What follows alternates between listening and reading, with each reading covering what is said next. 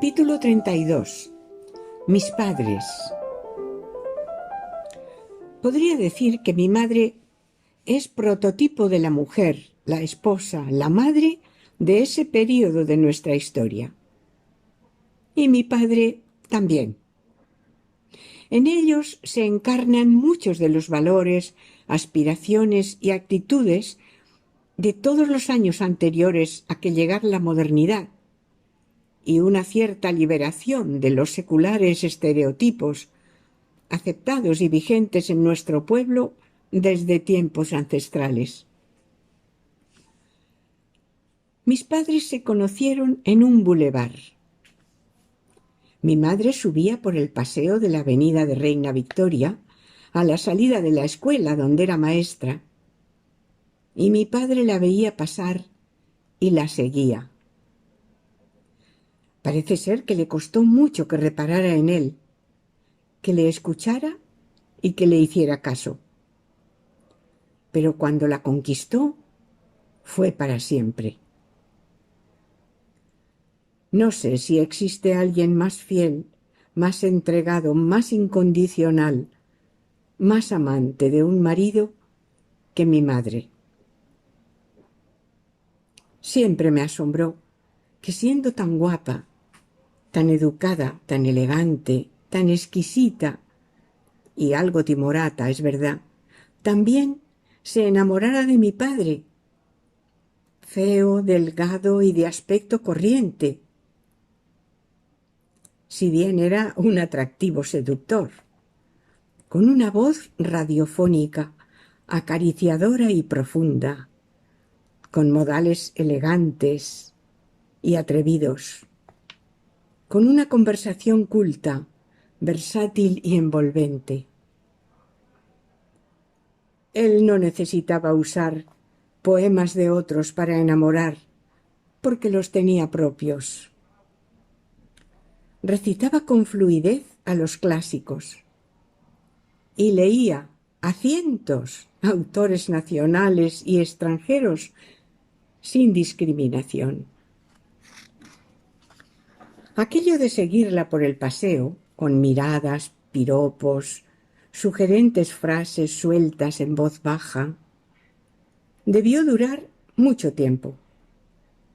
Pero cuando ya se pusieron en relaciones y se formalizó el noviazgo, necesitaron una cesta para cumplir con todos los requisitos del cortejo, papel que le tocó al hermano pequeño de mi madre, a Carlines. Carlines, o Carlitos, tendría unos 6 o 7 años. Ejercía su papel a pie juntillas y ejecutaba la orden recibida de su madre, aun sin saber lo que significaba. Tú te sientas en medio de los dos por si acaso. Al ser una familia tan numerosa, eran 8 hermanos, tenían abundancias de cestas. A mi madre también le tocó ser la cesta del noviazgo de su hermana Conchi, con Ángel. Y también tenía la encomienda de sentarse en medio por si acaso. Hacían excursiones con grupos de amigos, con merienda incluida, a la dehesa de la Villa, hermoso pinar a las afueras de Madrid, entonces muy frecuentado por los jóvenes. Aún conservo fotos de aquellos parajes en que se ve a Carlines sentado en medio de los dos en su papel de cesta. Creo que mi madre admiraba a mi padre con un embeleso que le duró toda la vida. Aunque debió de haber algún periodo de excepción. Por ejemplo, cuando trabajaba en la radio y una tal Helenita, compañera radiofónica, coqueteaba con mi padre y lo engatusaba cogiéndome a mí en brazos, haciéndome regalitos e invitando a mi padre a tomar esa cañita que le hacía llegar tarde a comer a casa. muy difícil para una niña chica saber si sus padres han tenido algún desliz extramatrimonial. De mi madre sí creo que podría poner la mano en el fuego, pero de mi padre no lo sé. Aunque siendo papá tan atractivo, y por algunos comentarios que alguna vez oí a la tata, pues no sería de extrañar. No porque tenga indicios, sino porque era de conocimiento y aceptación general que los hombres tenían otras necesidades. Se veía casi como normal. Desde luego, por el contrario, si una mujer manifestaba también ciertas necesidades, era considerada una fresca, sin más, sin paliativos. En mi casa se cuidaba mucho el lenguaje y la palabra puta no se oía. Aun así, la definición con que mamá nos lo describía siempre era: papá es tan bueno. Y sí, creo que mi padre era bueno. Esto de ser bueno era lo máximo que se podía decir de un hombre. Esa palabra implicaba entonces ser noble, trabajador, leal con sus amigos, que no siempre le correspondieron, generoso, paciente, educado, de gestos amables y muy correcto.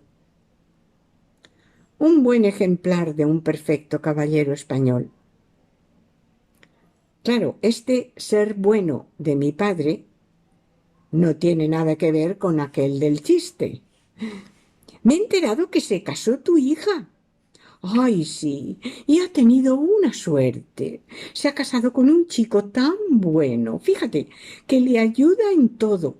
Le tiende la ropa y se la recoge. Da el biberón al niño, le baña.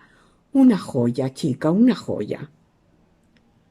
Tu hijo también se casó, ¿no? Sí, hija, sí, pero ese ha tenido peor suerte. Se ha casado con una lagarta que le obliga a recoger la mesa, a hacer la cama, a tender la ropa. Una pena, chica, una pena. Bueno, pues mi padre no hacía nada en casa. Pero cuando digo nada, es nada, que también era lo normal. Posiblemente mi madre tiene una parte de responsabilidad en la inutilidad de mi padre. Las mujeres de ese tiempo educaban así a sus maridos y a sus hijos.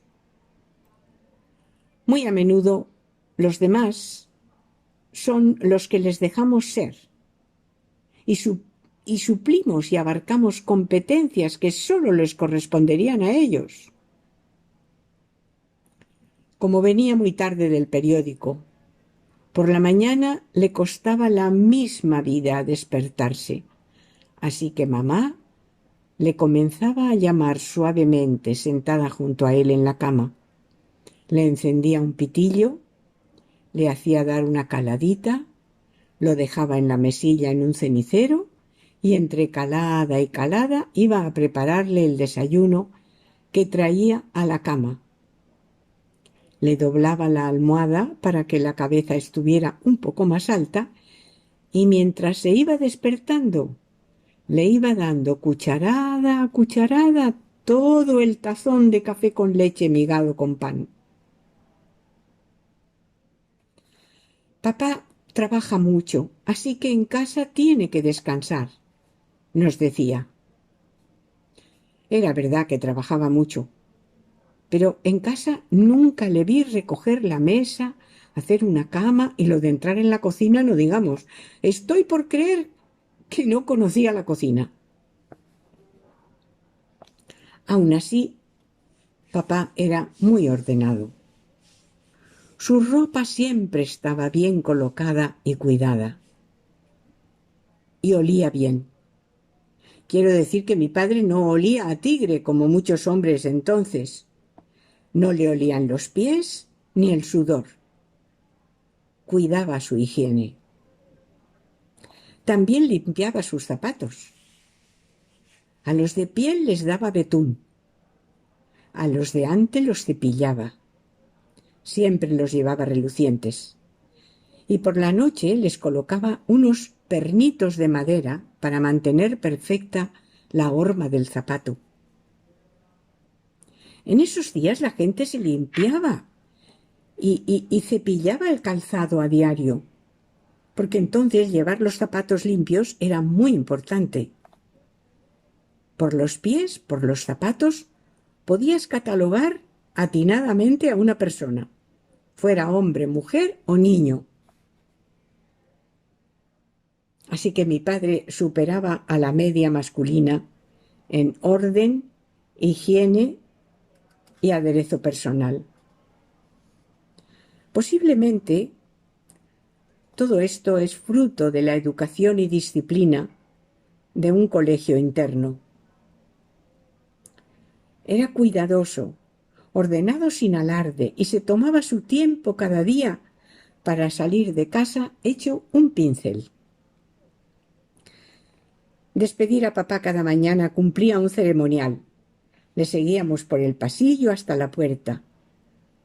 Tomaba del perchero su chalina de lana, parsimoniosamente se la colocaba cruzada, descolgaba el abrigo sin prisa, se abrochaba los botones despacio, se calzaba los guantes de cabritilla y, por último, nos daba un beso de despedida a cada una y le acompañábamos hasta el ascensor, deseándole un buen día. Era un estupendo papá, aunque, repito, en las cosas de la casa no daba golpe. Pero todo el mundo tiene un momento luminoso en su vida, y un día sintió un intrépido y audaz impulso de participar, y quiso colaborar.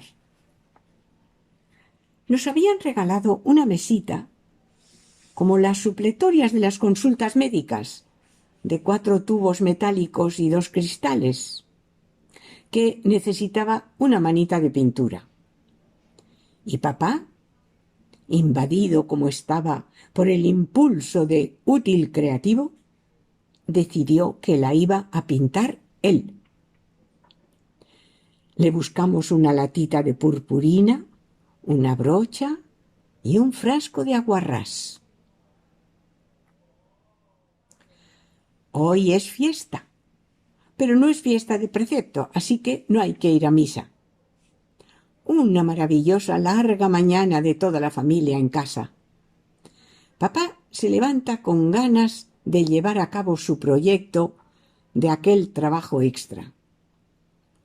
Aparece con su pijama azul clarito con ribetes azul marino, sus zapatillas, su más encantadora sonrisa y dice, como el que brinda la faena al respetable: «Hoy voy a pintar la mesita». ¿Está todo preparado?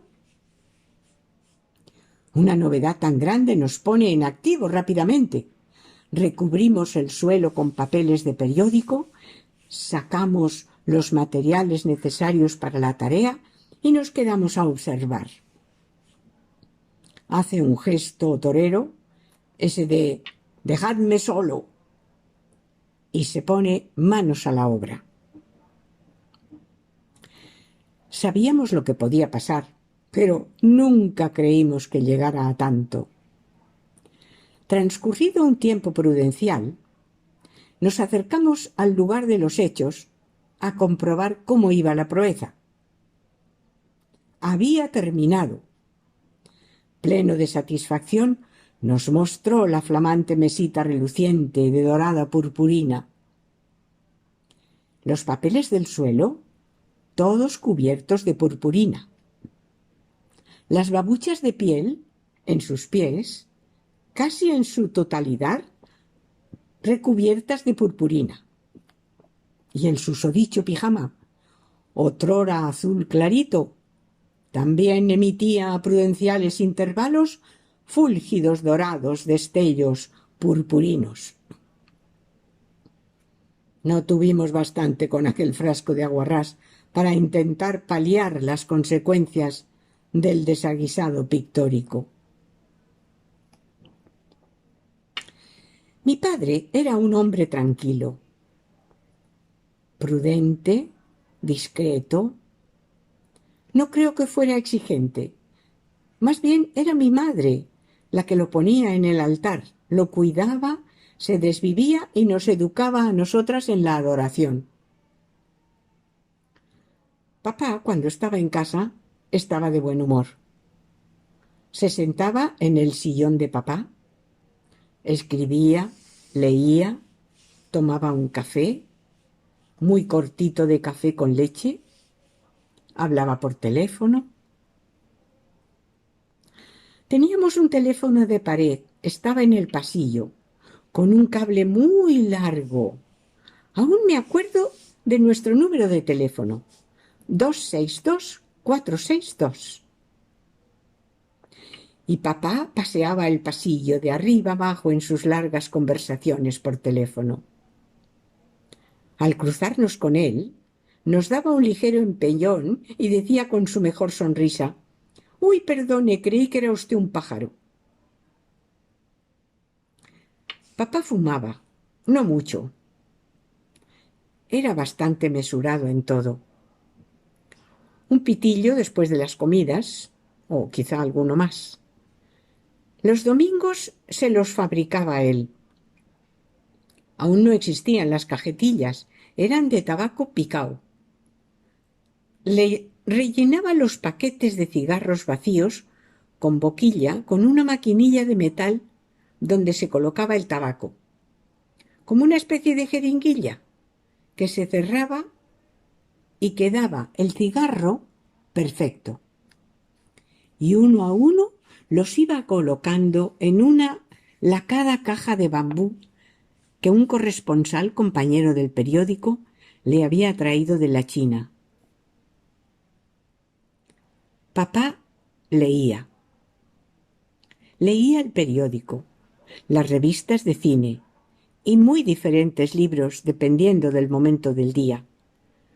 Policíacos, filosóficos, históricos, biografías, teatro, política, poesía. También tenía libros de cabecera. Seguramente había más, pero yo recuerdo 3. Hamlet, La Divina Comedia y La vida es sueño. Y de estos y de otros solía recitar de memoria párrafos enteros. Dostoyevski y los rusos también eran de su predilección.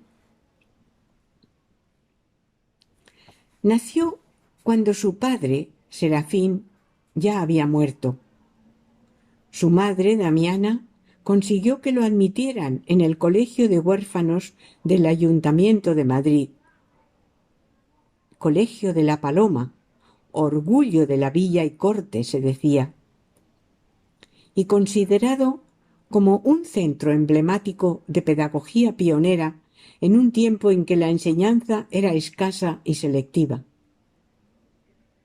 Estuvo desde los 6 años hasta los 18 y allí recibió una formación integral. Aprendió todo lo necesario para ser un hombre de provecho. Hasta esgrima le enseñaron allí y fue su profesor el que había sido campeón mundial de esa práctica.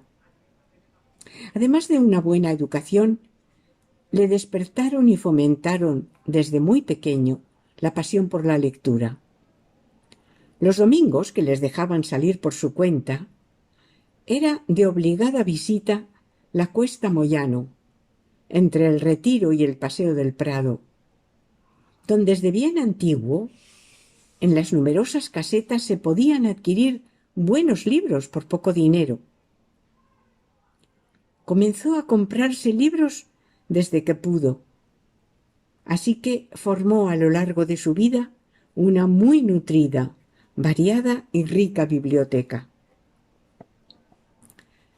La vecina de enfrente, que a veces necesitaba un poquito de harina o de sal, entraba en casa también a husmear y a curiosear, y se asombraba por tantos libros. Le preguntaba a mi padre: ¿y es de aquí de donde usted copia todo lo que escribe? Se dice que es imposible tener una vida plena si no se leen libros. Por lo que mi padre leía, su vida debió de ser, en verdad, plena. Mi padre, que era un hombre serio, de fuerte genio, vehemente en sus vivencias, era también tranquilo y pacífico, algo pesimista y desencantado, como parece que corresponde a toda persona informada. Yo tan parecida a él en todo, en esto no. Se dice que un optimista es un pesimista desinformado, pues su hija mayor le salió optimista, y posiblemente sea por lo que algunas amigas de la universidad me decían que adolecía de lógica, de realismo y de espíritu crítico. Volviendo a mi padre, también era leal. Así define el diccionario esta palabra que he buscado expresamente: persona que es incapaz de traicionar o engañar. Actúa con respeto y fidelidad a sus principios morales, a sus compromisos o hacia la persona que lo ayuda, protege o mantiene. Por eso, cuando llegaba del trabajo y oíamos cómo le contaba a mamá lo traicioneramente que se estaba portando uno de los compañeros del periódico, que además había sido como hermano, desde pequeños habían estado en el mismo colegio, a mí se me encendía el sentido de la drástica justicia divina y le preguntaba a mi padre si yo podía desear que se muriera. Aunque antes de llegar a ese extremo, yo ya había maquinado 1000 maneras de hacerle llegar anónimos y avisos al que hacía sufrir a mi padre sus mezquindades.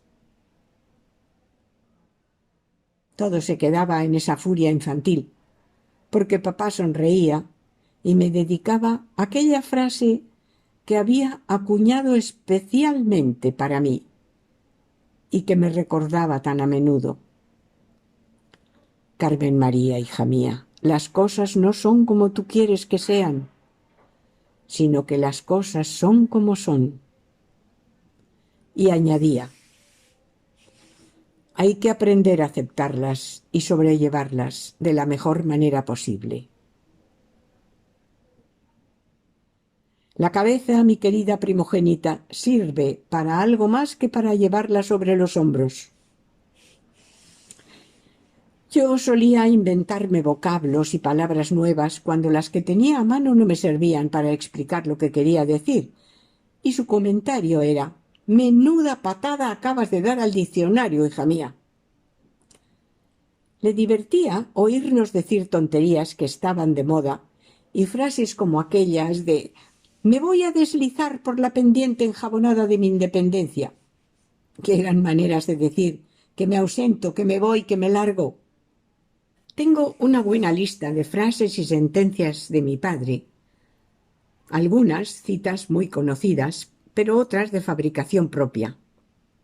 Entre las primeras decía: al acercarse al pedestal de los ídolos, se descubre que son de barro. Y nos la decía cuando alguien importante mostraba su debilidad. Que tanto mudan al hombre fortuna, poder y tiempo, como gran conocedor de lo inconstante que es la fidelidad y la lealtad humana. Decía: Dios nos libre de la hora de las alabanzas, refiriéndose a cuando uno se muere y todo el mundo dice qué bueno era. También decía: esto es una verdad como la catedral de Burgos. Cuando la fortuna pase por tu puerta, hállela abierta. Proverbio árabe que invitaba a estar preparado y alerta para aprovechar nuestra suerte, la que venga o la que ya tenemos. Decía, si me conoceré yo a mis clásicos, cuando quería decir, nada me sorprende ya de todo lo que venga. Y para mostrar su escepticismo, o solo su desencanto, se sentía como el príncipe Segismundo, que toda la vida es sueño y los sueños, sueños son. Lo del era una consciente y teatral aportación suya. Al rey la hacienda y la vida has de dar, pero el honor es patrimonio del alma, y el alma solo es de Dios. Le gustaba mucho citar a sus clásicos. Y cuando algo nos sorprendía o contrariaba, su querido Hamlet le prestaba la sentencia perfecta. Hay más cosas entre cielos y tierra, Horacio, de las que en sueños pudo imaginar tu filosofía. Mi padre usaba expresiones como caray, caramba, sopla. Y cuando estaba muy, muy enfadado, decía, me cago en 10. Vocablo que, claro está, solo se le permitía a él. Siempre nos asombraba lo de que ese menester lo tuviera que realizar encima de 10. No de 2 ni de 5, tenían que ser 10. Imaginar la gran plasta cayendo sobre los 10 me producía una risa interior tan grande que valía para rebajar la tensión del exabrupto. Cuando de muy buen humor solía decir, ¿de qué se trata que me opongo? Que este es un mantra nacional, no era solo de mi padre. Poniendo de manifiesto que era un español al uso, con los genes bien puestos. Cuando nosotras tres nos decíamos unas a otras lo guapas que estábamos, lo bien que nos sentaba algo, papá sonriendo nos decía, sociedad de bombos mutuos. Papá escribía de todo, artículos de política, de cine, cuentos, poesía, guiones radiofónicos, guiones cinematográficos. Publicaba en el periódico, en revistas y en algunas editoriales de libros de cuentos. También trabajó y preparó un muy versado libro sobre África, en el momento de la eclosión de todos los nuevos países que se erigieron independientes, y un libro de cartas de amor, que le tuvo muy ocupado recopilando antologías y biografías, de donde salió un bonito volumen en una muy cuidada edición que publicó Herder. El papel de mi madre en la tarea creativa de mi padre era primordial. A ella le leía, le comentaba, le recitaba, en ella se escuchaba a sí mismo y recibía los parabienes, alabanzas y crítica constructiva de su incondicional esposa. También, como descanso del guerrero, mi madre acogía y consolaba los sinsabores del periódico. Porque de los otros dos trabajos no recuerdo quejas, sino más bien satisfacciones, porque era muy valorado y querido. En el periódico arriba tenían un loro que había traído uno de los corresponsales de Centroamérica. Entre todos le enseñaron los nombres de los redactores, a quienes saludaba aleatoriamente cuando entraban por la puerta. También le enseñaron a decir todo lo que no se permitían ellos, porque al loro le consentían todo. Hasta hablar del régimen. Decía, ojo con el gallego, que era como llamaban a Franco. Este periódico es una mierda. ¿Qué pasa, cabrón? Paco, llegas tarde. Coño, coño, coño. Pero aquí, ¿quién manda? Joder con la censura. Cuando papá se lo contaba a mamá, nosotras nos reíamos por lo bajini, entre escandalizadas y asombradas de que nos dejaran oír tantas palabrotas. No eran términos que se oyeran mucho, solo a gente baja, o sea, gente sin principios, ni respeto ni educación, pero nunca a personas de bien.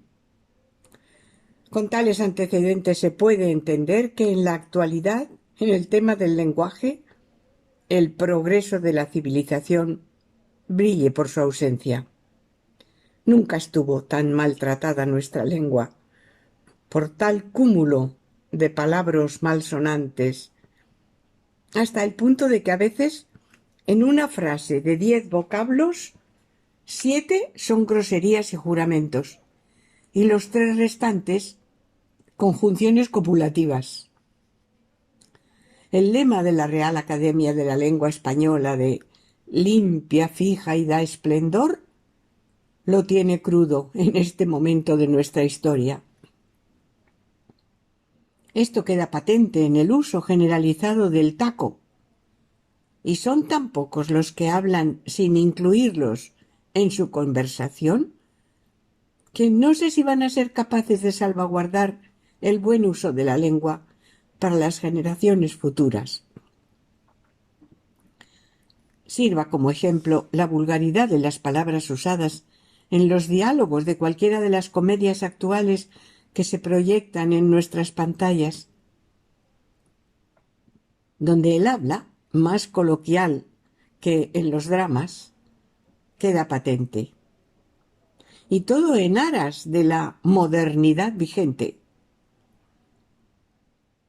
Cuando yo era pequeña, decir que alguien hablaba como una verdulera era vejatorio. Significaba que se expresaba a voces, con insultos y palabras zafias y groseras, salvaguardando, por supuesto, el honorable trabajo de vender verduras. He leído recientemente a Jorge Bustos y dice: conforme cumples años y conforme avanza el imperio de la vulgaridad que los necios toman por conquista democrática, vas comprendiendo que no solo es importante la cortesía, sino que en realidad no se distingue de la santidad. Ambas son formas en extinción de la aristocracia moral. Pues sí, no puedo estar más de acuerdo.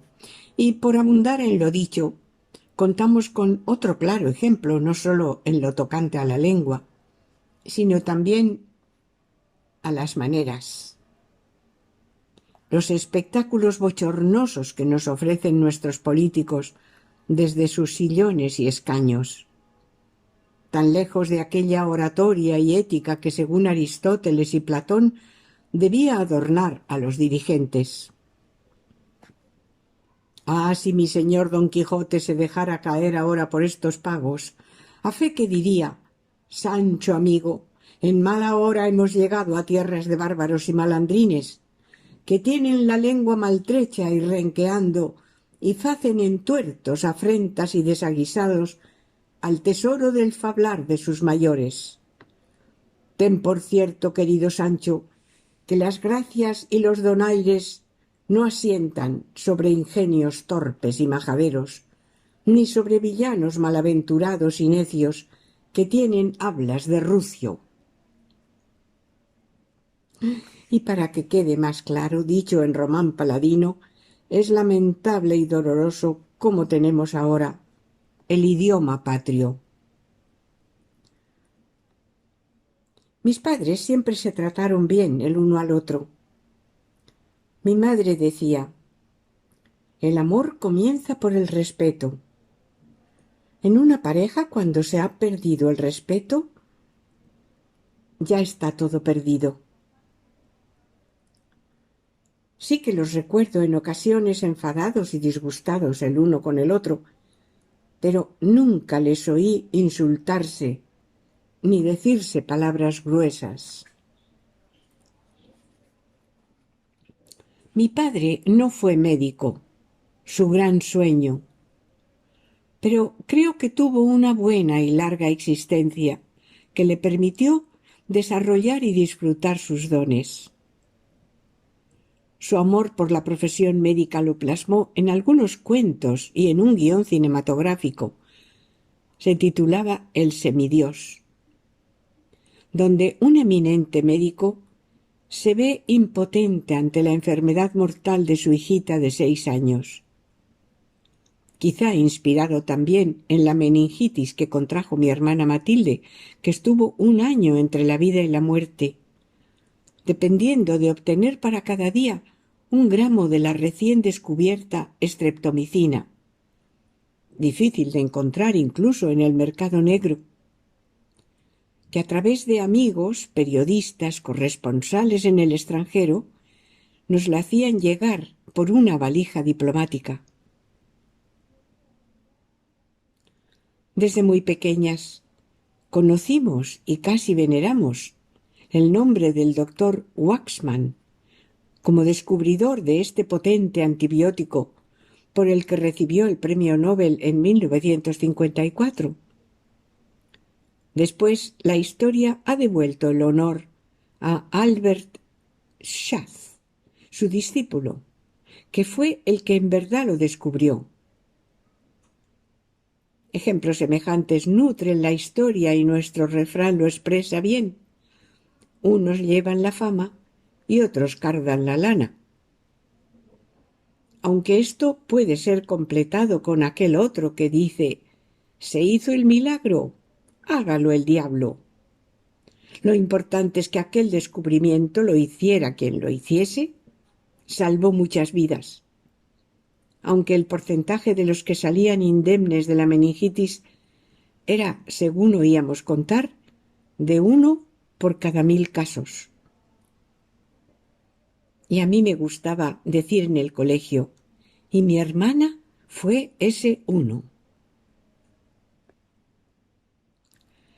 En aquella ocasión, además de obtener ese vital gramo de streptomicina, contábamos con la entrega casi diaria del doctor Ruy Gómez y de la incondicional y generosa ayuda del tío Carlos, el hermano pequeño de mi madre, estudiante de medicina en aquel entonces, que se prestó a hacerle cada día la punción en la médula para inyectarle el antibiótico. Papá cogía en brazos a Matildita dejándole la espalda al aire para el pinchazo. El tío Carlos, a lo largo de toda su vida, ha acompañado a todos los miembros de la familia, y eran muchos, en los múltiples temas médicos, aportando, a veces con su sola presencia, ese consuelo que es tan necesario ante la impotencia en la enfermedad. Mi padre admiraba de los médicos su entrega sobre todo, pero también su cultura humanista. Muchos de los que conocía eran así, grandes lectores, inquietos buscadores del conocimiento, del saber, escritores prolijos también. En aquel tiempo el prototipo de médico era una persona como don Santiago Ramón y Cajal, Gregorio Marañón, Severo Ochoa y similares.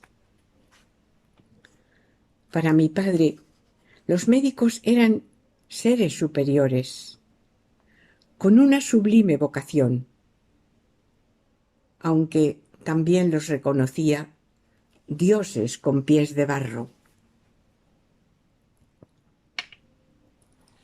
Mi madre había nacido en una familia de 8 hermanos, de los cuales 3 eran mujeres, en un piso con un pasillo largo y con muchas habitaciones y con balcones a la avenida de Reina Victoria.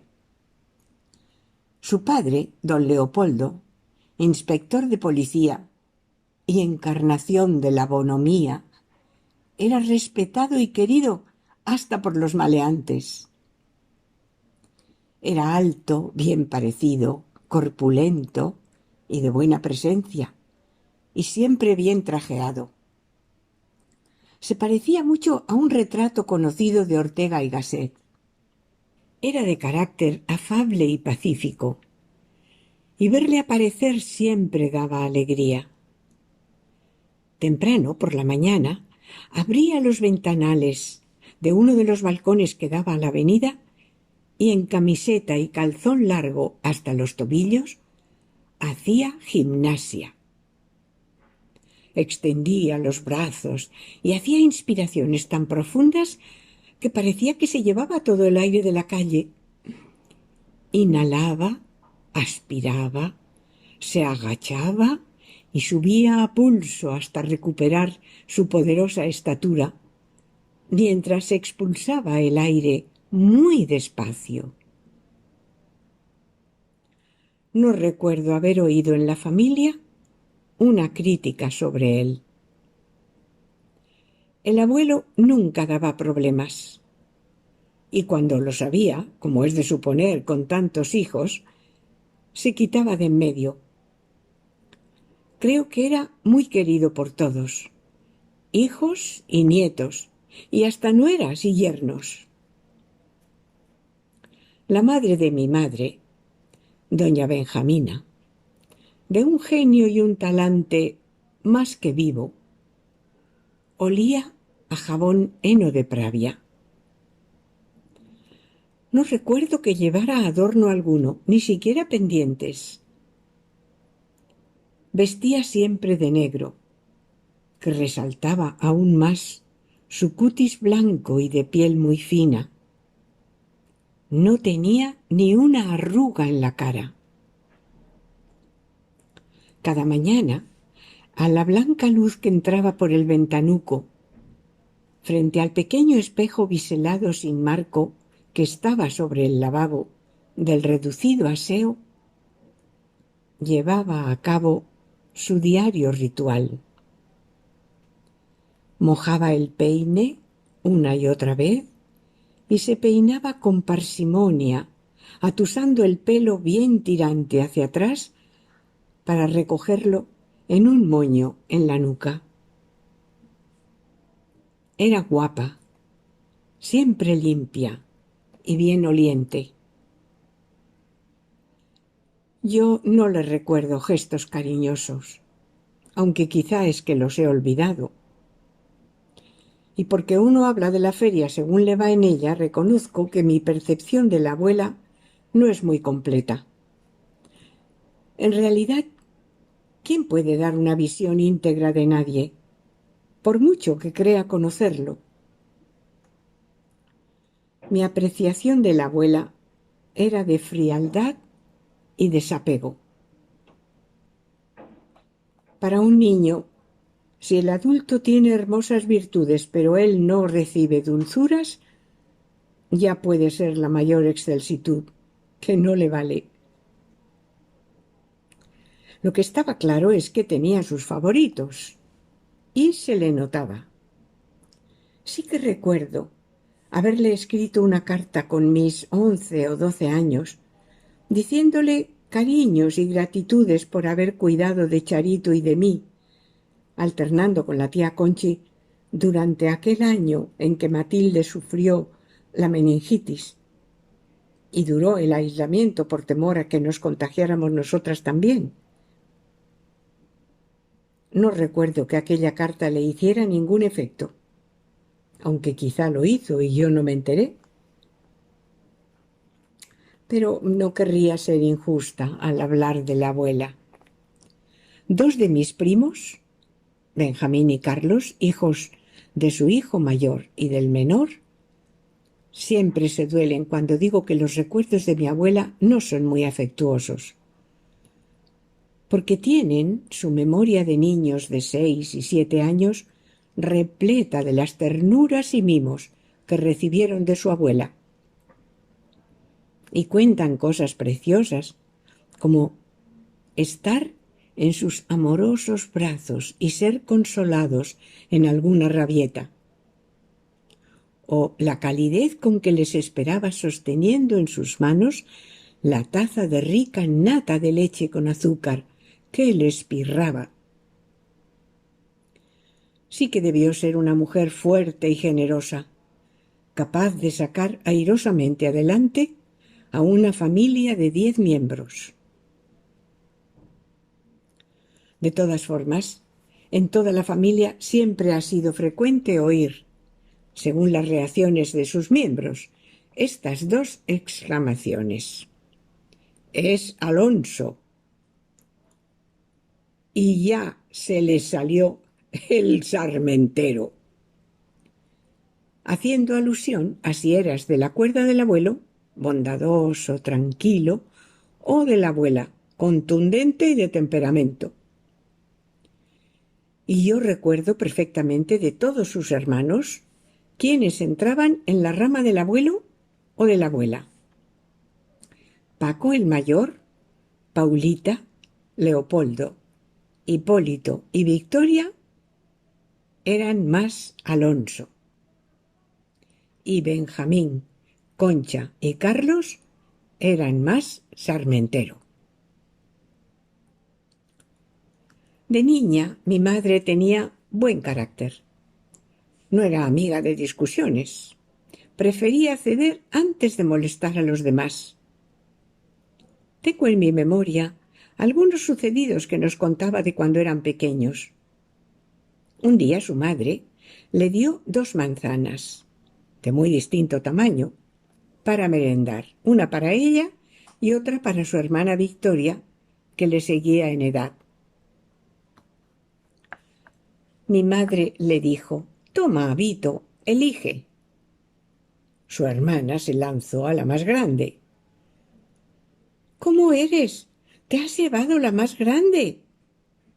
«Oye, Pauli, si yo te doy a elegir, ¿tú cuál eliges?» «¿Yo? ¿La más pequeña?» Pues ahí la tienes». Era generosa y amable y siempre se llevó bien con todos sus hermanos, a los que nos llevaba a visitar uno a uno cada poco tiempo. Nos divertía mucho cuando nos contaba que a su hermano Benjamín lo echaron una vez del cine en la película de los hermanos Max, Una noche en la ópera. En la escena en que van entrando al reducido camarote uno a uno, montones de personas con la acogedora bienvenida de Groucho y su escandalosa y jolgoriosa forma de reír le valió la expulsión de la sala. También nos contaba el delicioso sucedido a la tía Conchi cuando tenía muy pocos años, con aquel ratoncito goloso que se encontró en la escalera y se zampó todos los bollos, dejándole solo las miguitas. Desde pequeñita ya se ponía bien de manifiesto cómo salía adelante en situaciones comprometidas la tía Conchi. Estudiaron todos los hijos que quisieron, sobre todo los varones. A mi madre no le fue fácil conseguir que le dejaran estudiar. Llegó a ser maestra en la época de la República. Ella pertenece al momento en que la mujer empezó a liberarse tímidamente del corsé en que había vivido hasta entonces. Así que enarbolaba otra bandera, además de la de esposa, ama de casa y madre. Era maestra. No creo que fuera por liberarse de yugos y opresiones. No era reivindicativa, sino porque le entusiasmaba estudiar y aprender y saber. Y tenía una pasión: las matemáticas. A la hora del mediodía, en aquella familia de 10 personas, Pauli, cuando niña, comía con el libro de matemáticas escondido por debajo de la mesa encima de sus rodillas. Le encantaban los números y tenía el don de resolver los problemas matemáticos durante el sueño, de manera que al despertarse no tenía más que escribir los resultados. Nos contaba cómo se asombró el día que se enteró de que la frase que ella decía a quien le admiraba su saber, solo sé que no sé nada, la había dicho ya Sócrates siglos antes. Creo que si hubiera podido, habría sido una estudiante eterna. Dio muestra de ello en muchas ocasiones, como cuando supo que iba a tener una nieta francesa y se marchó al liceo francés y se matriculó. En aquellas clases de gente más joven, donde encantaba tanto a alumnos como a profesores, ella ponía el punto pintoresco, como aquella vez que se le había roto el reloj de pulsera y se llevó el despertador a una prueba test para saber de cuánto tiempo disponía para cada pregunta. Y sin previo aviso, le sonó con su potente ring en pleno examen. Creo que mi madre tuvo que adaptarse a una vida más austera comparada con la que llevaba de soltera y antes de la guerra. Tengo algunas fotos de ella con 18 o 19 años en la barandilla de un balcón con un exquisito vestido de seda y gasa, con sombrero y una preciosa sombrilla con puño blanco de laca. Su elegancia era natural, unida a su afabilidad, su delicadeza, su sonrisa. Tenía el don de la enseñanza. Era maestra nata y lo ejercía de tal manera que todo el mundo se dejaba aconsejar y enseñar por ella.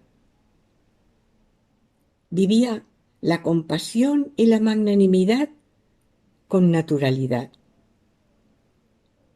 Toda ella estaba revestida de gratitud. Su capacidad de admirar y disfrutar era contagiosa. Esta es la escuela en la que crecimos. Mi madre tenía un solo vestido de salir. Era azul clarito, con una botonadura de muy pequeños botoncitos forrados de tela que le recorría toda la espalda y que nos encantaba abrochar. Y una vez abrochados, pasar la mano suavemente de abajo arriba, de arriba abajo, notando cada bultito por las onduladas montañitas de la espalda. Era de hombreras altas, mangas largas, muy pegadas, con muchos botones en el puño y una falda con abundantes nesgas que le aumentaban el vuelo. Nadie tan elegante como mi madre. Estaba maravillosa. Nosotras seguíamos con deleite todos sus pasos cuando decía: «Me voy a arreglar». La seguíamos del espejo de la puerta de su armario al espejo del baño. Qué placer contemplarla en todo el proceso de su aderezo. Lo hacía en ropa interior, una ligera combinación de piel de ángel, nombre que se daba a una suave tela de satén. Con un bonito peino de carey peinaba su abundante y ondulado cabello negro y hábilmente se lo recogía arriba, en un artístico moño con tupé. Y comenzaba el arreglo ritual. El dulce olor de la brillantina de un frasquito pequeño, la crema Bella Aurora, el rizador de las pestañas, el rímel, la polvera, el colorete, el pintalabios, el liguero o la faja Soras, las medias de cristal y, por último, el prodigioso vestido azul de crep de seda, con su infinita hilera de botoncitos, y los zapatos de tacón con plataforma. Cuando salía por el pasillo, íbamos detrás y no parábamos de decir: «¡Qué guapa, mamá! ¡Qué elegante! ¡Qué bonita vas!». Cuando todos te vean llegar, ¿qué van a decir? Nos parecía que tenían que enmudecer y caer a sus pies anonadados ante tanta belleza. De muy joven lamentaba yo no ser tan bonita como mi madre. Pero ahora, de mayor, estupendo regalo de la vida. Ahora sí me siento así. Hay algo en nosotros que no envejece nunca y que incluso mejora y alcanza una plenitud nunca antes soñada al pasar de los años. Papá llegaría del periódico con la hora justa, cenaría rápido y se irían los dos al cine. Quizá a un estreno, porque en aquel tiempo papá era crítico de cine. Mamá era amorosa. Su amor se manifestaba a veces en situaciones raras e inusuales. Era costumbre que en el colegio, en la clase de labores, preparáramos un regalo especial para el Día de la Madre, que caía en el 8 de diciembre. Todas las niñas pedían a su madre dinero para la compra de los materiales: el fieltro, la batista, las cintas de terciopelo o lo que fuera menester para el trabajo manual a realizar. A nosotras, claro está, no se nos ocurría pedir dinero para esto. La respuesta ya la sabíamos. Pero no nos resignábamos a no preparar una sorpresa para mamá. Así que, haciendo acopio de inventiva y creatividad, rebuscando en nuestras cajas de tesoros, encontramos algunos trozos de piel azul, restos inservibles que nos había dado la vecina Isabelita, de los que utilizaba para hacer marcos y estuches, y decidimos hacerle unas babuchas para estar en casa. En absoluto secreto nos pusimos manos a la obra. Recortamos de unos cartones unas plantillas y, como eran delgadas, pegamos dos, con colaticón, para que hiciera una suela más gruesa. Le pegamos también entre las dos suelas la tira de piel hecha de cachitos para sujetar los dedos. Y ¡tachán!, unas espléndidas babuchas de salto de cama. El día de la fiesta, con un frío intenso que hacía en Madrid en invierno, porque nevaba, nos despertábamos temprano por la emoción y fuimos a la cama de mis padres a despertar a mamá para felicitarla y ofrecerle el regalo que habíamos envuelto en papeles reutilizados, con un gran lazo también reutilizado. En una cartulina habíamos hecho un dibujo con una sentida dedicatoria: en el Día de la Madre, para la mejor madre del mundo, tus hijas. Le pusimos todo sobre el embozo de la sábana, esperando ver su emoción. Con mamá, que también era de teatro, la emoción estaba garantizada.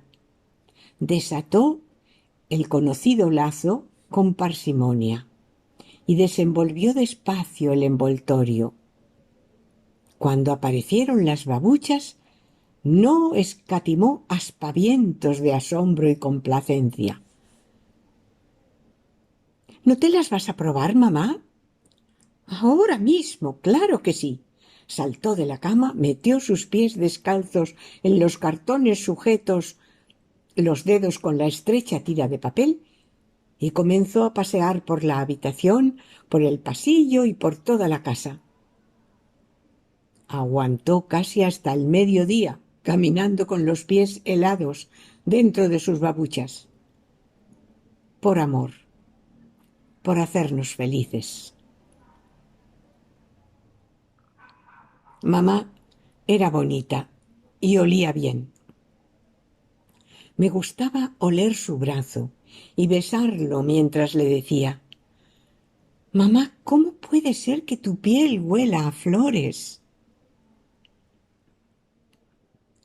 Mi madre era una Cáritas viviente. No desaprovechaba ninguna ocasión de hacer el bien. Aquel antiguo refrán de «haz bien y no mires a quién» parecía dicho para ella. Los pobres, los necesitados, eran su debilidad. Una vez íbamos en el metro, ella sentada, y entró en una estación un obrero de los de antes, algo encorvado, con una ropa muy raída, vieja gorra en la cabeza y en la mano colgando una pequeña talega con la tartera de su almuerzo, y con un aspecto de estar bien zurrado por la vida.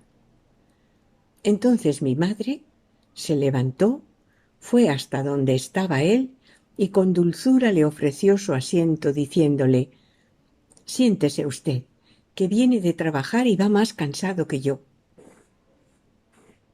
En aquella época tan clasista, era impensable que una señora le cediera su asiento a un albañil.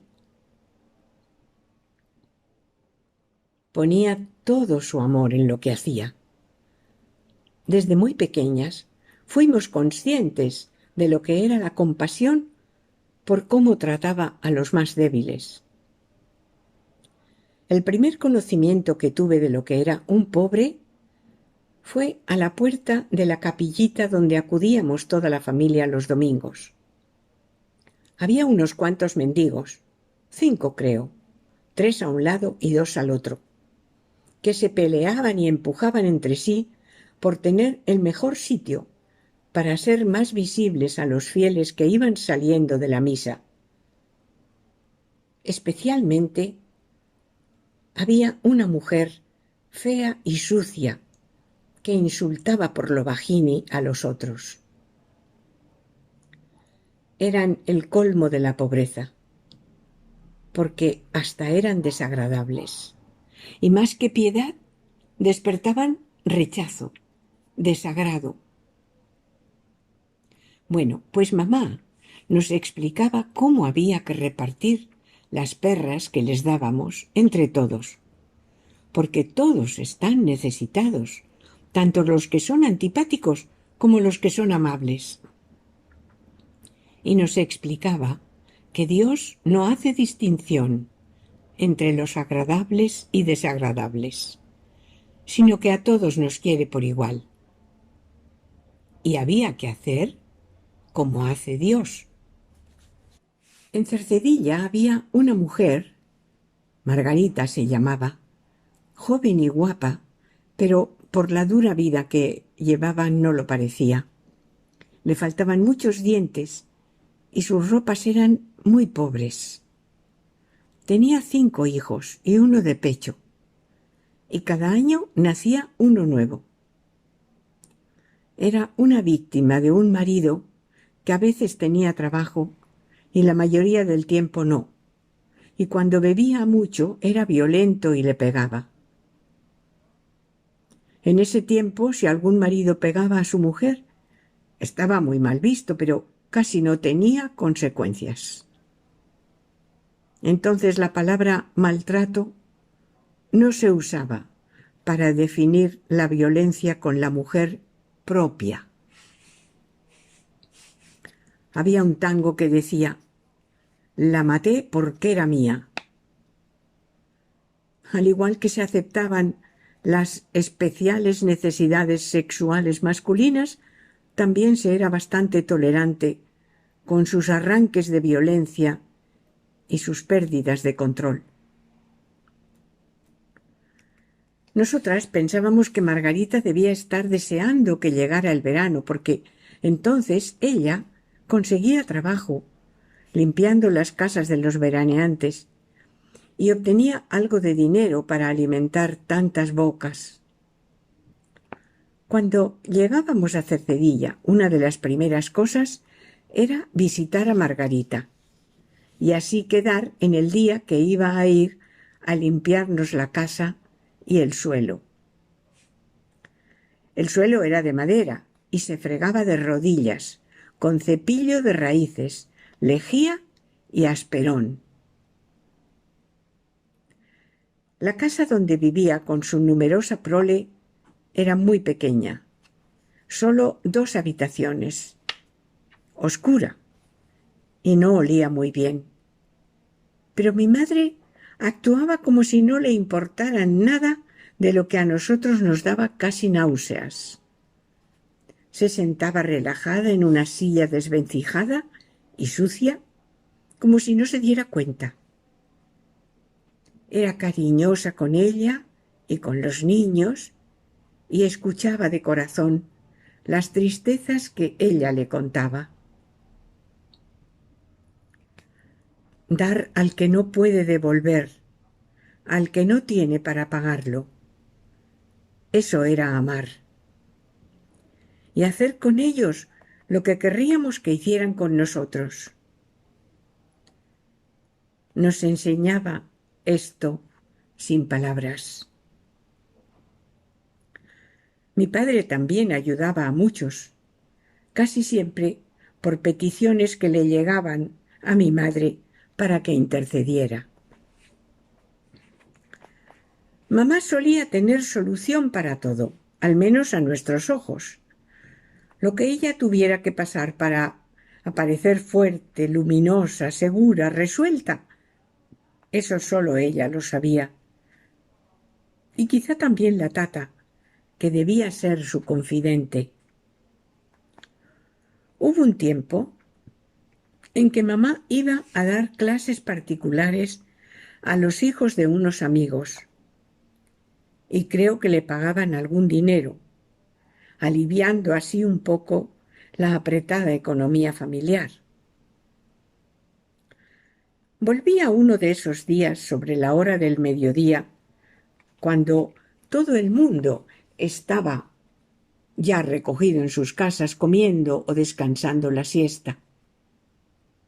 Mamá entró en el portal y la recibió una bofetada de humo que, según iba subiendo las primeras escaleras del portal, se iba haciendo más densa, más densa. Se dio cuenta de que el humo venía de abajo, del hueco de la escalera que llevaba al sótano, donde estaba ardiendo una carga completa de leña que se habría prendido junto a la caldera de la calefacción. No cogió el ascensor, supuso que podía ser peligroso, e inició la subida por la escalera, sofocada y cegada por una intensa humareda que le impedía ver y respirar. Palpando, a ciegas y angustiada, subió hasta el tercero, que era nuestro piso, casi asfixiada, mientras alertaba a los vecinos gritando sin parar durante todo el recorrido: ¡Fuego! ¡Fuego!, con todas sus fuerzas, muy mermadas ya por el espeso humo negro. Llegó a nuestra puerta casi ahogada. Mientras papá llamaba por teléfono a los bomberos, rápidamente con la tata nos vistieron en un abrir y cerrar de ojos, y sin darnos cuenta nos vimos en la calle, donde nos llevaron a las 3 en volandas. A partir de aquel episodio en que salvó de morir abrasados a todos los vecinos, incorporó a los títulos de los que ya gozaba en la comunidad el de valiente heroína, que se la jugó al desgañitarse gritando aún sin poder: ¡Fuego! ¡Fuego!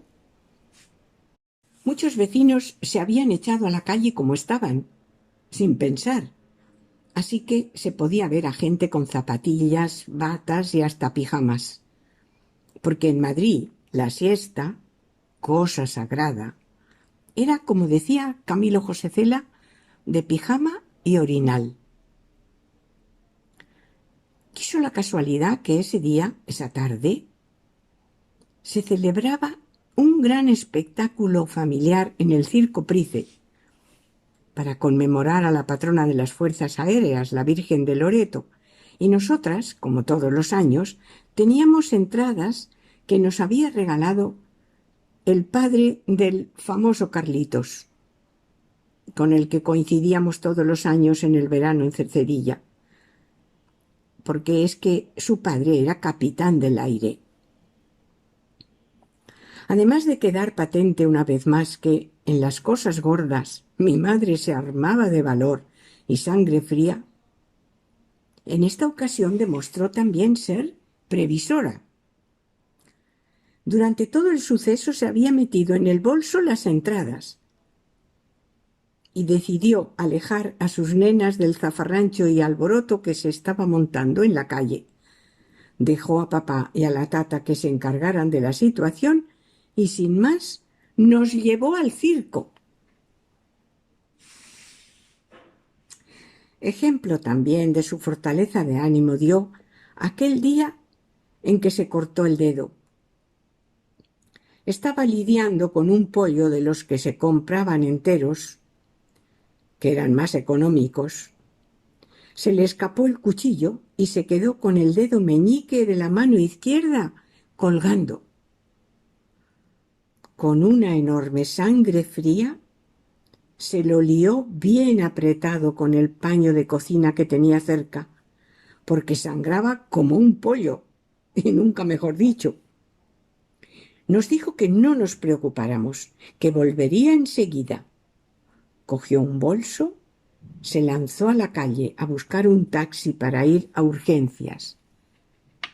Casi ni nos enteramos de por qué salía con aquella premura, hasta que volvió con todo el aparatoso vendaje que le tuvo imposibilitada la mano por mucho tiempo. Lo que sí recuerdo es que dijo: ¡qué suerte! Menos mal que ha sido la mano izquierda. Esta era una de sus frases frecuentes. A todo le encontraba un ¡qué suerte! Su presencia de ánimo sí que fue impresionante cuando papá estuvo tan grave. Había estado casi por espacio de un mes teniendo hemorragias de las que no se daba cuenta, provocadas por una úlcera sangrante de duodeno, hasta que, en una lipotimia, perdió la conciencia. Cuando llegó el doctor Egea, le habló a mi madre en secreto en el despacho y le dijo: «Prepare usted si tiene que firmar algún papel por si vuelve en sí, porque su marido está muy mal. Puede morir en cualquier momento». Entonces ella se dio cuenta de que se iba a desmayar y decía mientras agachaba la cabeza entre las piernas para recuperar el riego sanguíneo: «Discúlpeme, doctor, pero ahora no puedo perder el conocimiento. Tengo que estar bien para hacer frente a todo esto». Y recobró toda la fuerza necesaria para afrontar la situación. Yo debía tener unos 12 o 13 años y me mandaron a mí, en plena noche, a buscar en un taxi una farmacia de guardia para comprar el urgente medicamento. Creo que es la primera vez que experimenté la intensa vivencia de lo que significa «me dio un vuelco el corazón». Y aquella otra, la cabeza, se me quedó sin sangre. Cuando oí al doctor Egea que mi padre estaba a punto de morir, esas dos cosas me pasaron. Aquel día maduramos todos en la familia un poco más. Tardó mucho en recuperarse papá, pero tuvo una larga vida después de aquello. En la única pared sin libros que había en el despacho de papá colgaban algunas fotos en unos marcos caseros que había fabricado él, con un cristal ribeteado por una tira de papel engomado marrón oscuro. Eran fotos dedicadas a mi padre, con mucho cariño, por conocidos actores y actrices y directores de cine. Recuerdo la foto de Manuel Uña, Rafael Durán, Ana Mariscal, Vittorio De Sica, Marucci Fresno, Fernando Rey.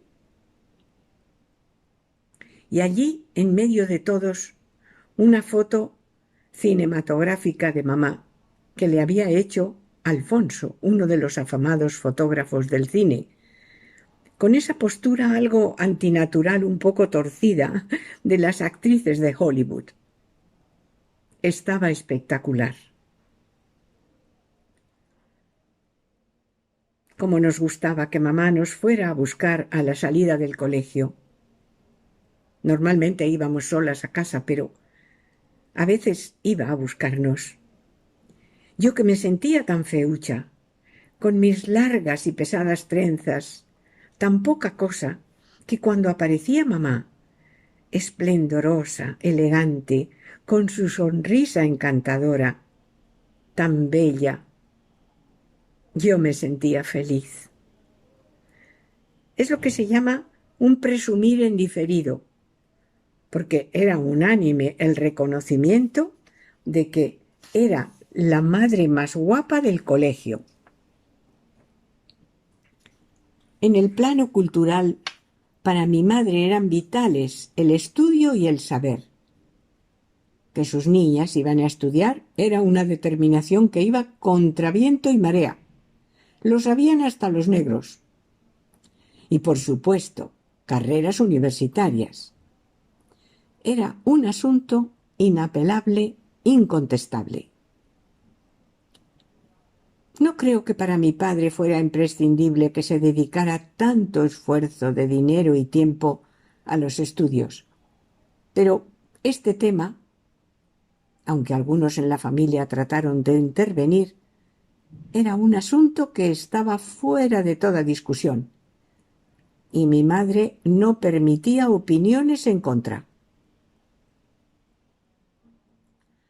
Mi madre hizo que el sentido de su vida fuera su entrega a su familia, a su marido y a sus hijas, a cuya educación se dedicó en cuerpo y alma. No sé en qué momento decidió que ya no era necesaria y que había concluido su misión. Quizá el inevitable vuelo del nido de sus polluelos le supuso la paulatina pérdida del sentido de su vida. O sencillamente que había coronado su misión en este mundo. Nunca le oí reprochar cosas a la vida, ni quejarse de lo que le tocó en suerte. Estaba educada en la aceptación. Toda su rebeldía, la rebeldía que seguramente acumulara a lo largo de su vida, se la llevó consigo.